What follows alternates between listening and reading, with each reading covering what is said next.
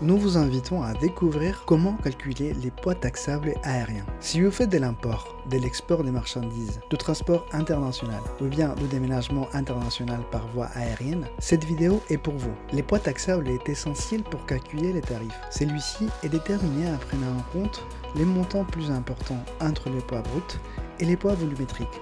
Mais comment est calculé les poids volumétriques? Il faut déterminer d'abord les volumes en mètres cubes, puis les multiplier par 167.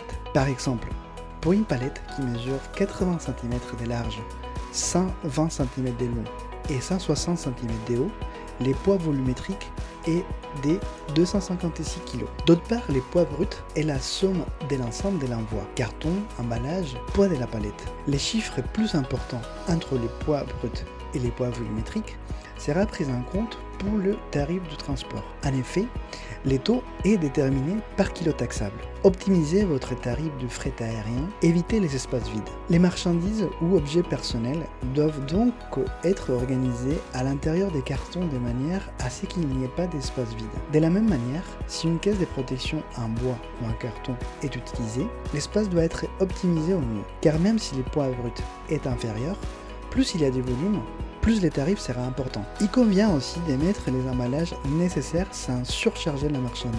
Par exemple, si l'on exporte moins de 10 cartons, les placer sur une palette serait un choix plus onéreux, car la palette ajoute du poids à l'envoi. Avec les cartons en vrac, il aura donc moins de volume et un tarif aérien inférieur.